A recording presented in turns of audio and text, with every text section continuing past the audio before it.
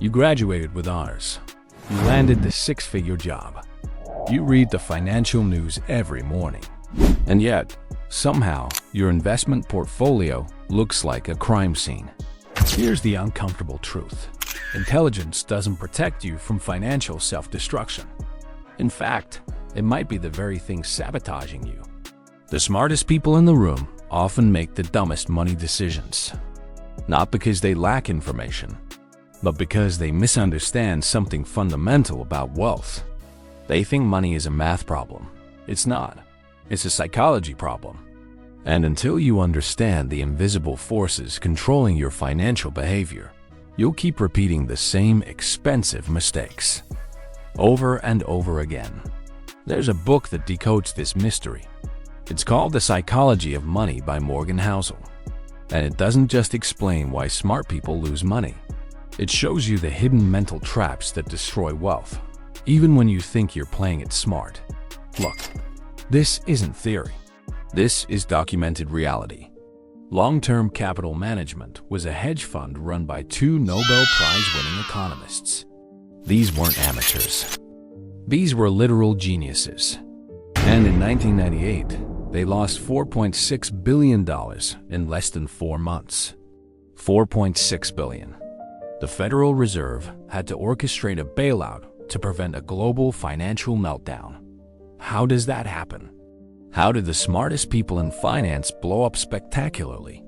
That's what we're unpacking today. The 3 biggest psychological blind spots that turn intelligent professionals into financial casualties. These aren't tips. These are survival strategies for your wealth. And by the end of this video, you'll understand why being smart isn't enough, and what you need to do instead. Let's begin. Lesson 1. The intelligence trap. Why being smart makes you overconfident. Here's the first trap. And it's the one that catches almost everyone. Smart people believe their intelligence transfers across domains. You crushed it in medical school? You must be great at picking stocks. You built a successful law practice? Clearly, you can time the real estate market. You run a profitable business? Obviously, you can predict which tech startup will be the next unicorn. This is called the halo effect, and it's lethal.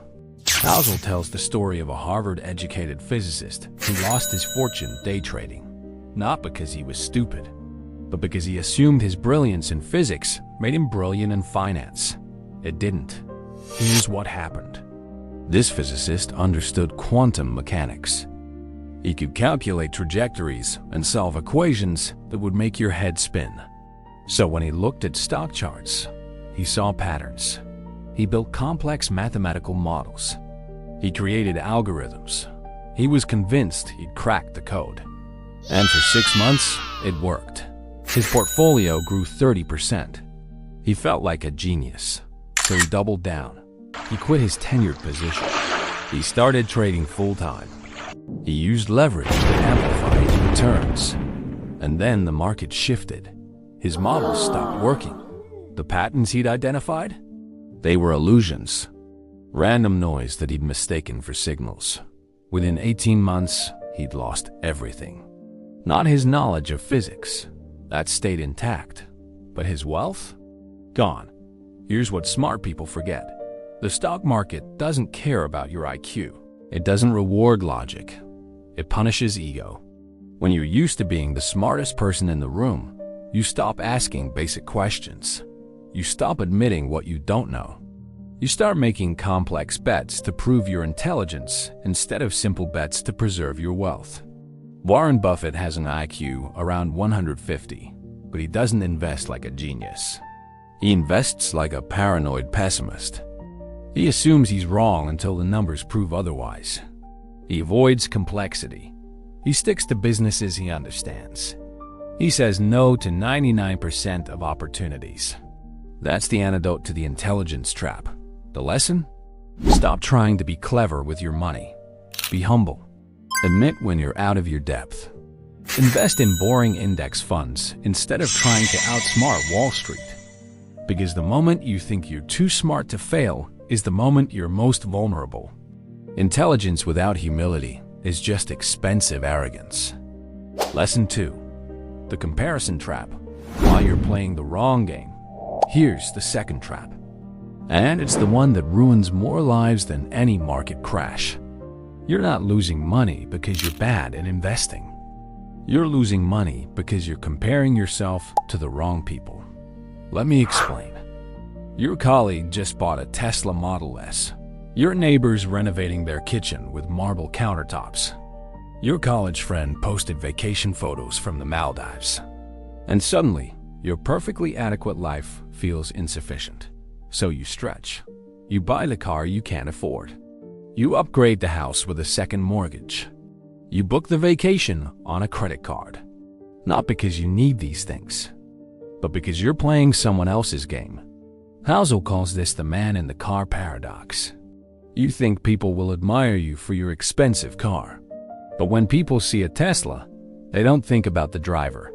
They think about how they'd feel if they owned a Tesla. You're invisible. Here's the brutal reality. No one cares about your wealth as much as you think they do. And the people who do notice? They're not impressed. They're keeping score. They're planning to one-up you. So you buy the bigger house. They buy the vacation home. You lease the luxury SUV. They lease two. It never ends because you're playing a game with no finish line. Housel shares a story about a colleague who made $800,000 a year. That's more than 99% of Americans. But this person was miserable. Why? Because they worked at an investment bank where their peers made $2 million a year. So despite earning more than almost everyone in the country, they felt poor. That's insane. But it's also completely predictable. Because wealth isn't measured in absolute terms. It's measured in relative terms. You don't feel rich because of what you have. You feel rich or poor based on what the people around you have. This is why lottery winners often end up broke. They win $10 million, but they start hanging around people who have $50 million. Suddenly, $10 million feels inadequate. So they spend like they have $50 million. And within 5 years, they're filing for bankruptcy. The lesson? Define your own finish line. Figure out what enough looks like for you and stop there. Housel says the hardest financial skill is getting the goalpost to stop moving. Most people never learn this. They chase wealth their entire lives and die feeling poor. Not because they lacked money, but because they never stopped comparing. Here's a framework that works. Ask yourself, what does my ideal life actually cost?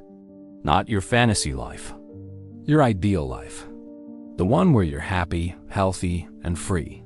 For most people, that number is shockingly low. Maybe it's $60,000 a year. Maybe it's $120,000. It's rarely $5 million. Once you hit that number, stop climbing. Invest the rest. Let it compound. And resist the urge to upgrade your lifestyle every time you get a raise. Stop looking at what other people have. Start asking what you actually need to be happy. The answer is probably a lot less than you think. Lesson 3. The fragility trap. Why optimization is dangerous. Here's the third trap. Smart people love efficiency. They optimize everything. Their calendar, their morning routine, their investment portfolio. And that's where they fail.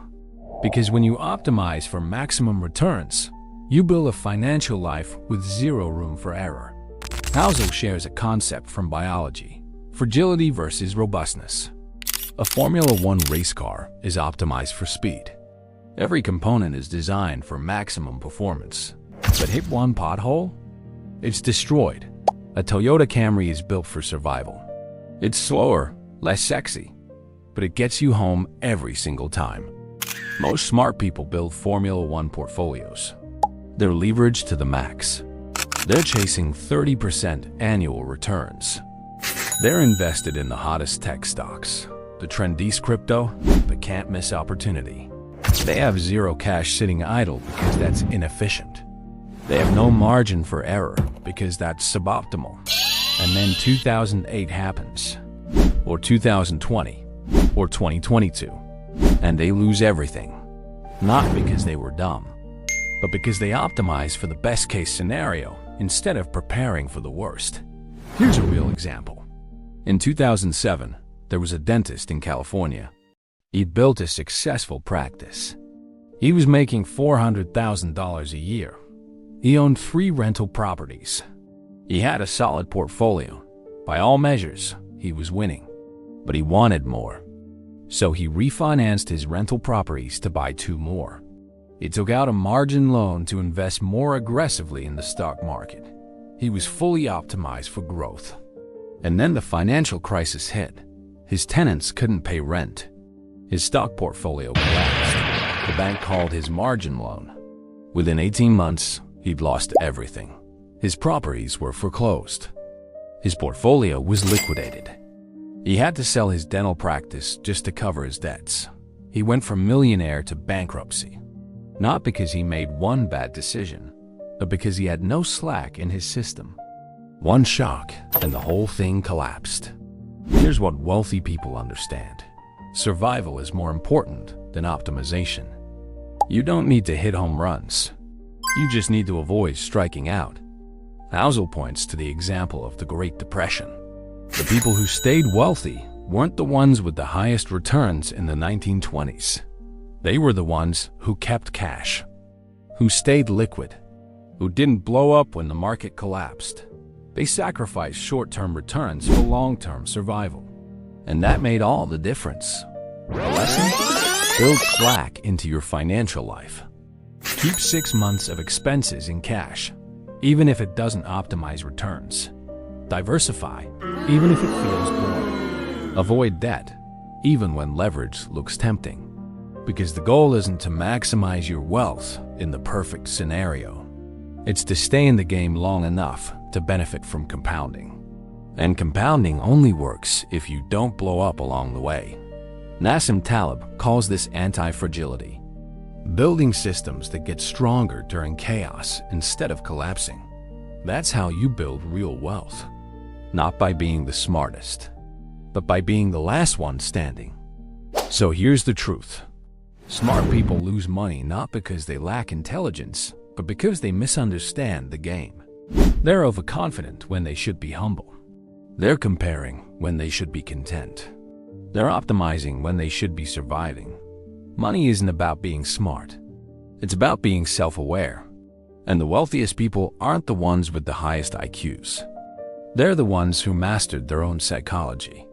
Let me leave you with one final insight from Housel. He says reasonable beats rational. What does that mean? Rational is investing every spare dollar into the market because historically, that's produced the highest returns. Reasonable is keeping some cash in savings, even though it earns almost nothing, because it helps you sleep at night. Rational is never selling, even during a crash, because timing the market is impossible. Reasonable is selling some shares if you're losing sleep and making emotional decisions. The rational approach is mathematically optimal. But humans aren't calculators. We have emotions. We have fears. We have breaking points. And a good plan you can stick with is better than a perfect plan you'll abandon during the first crisis. That's the difference between smart people who lose money and smart people who build wealth.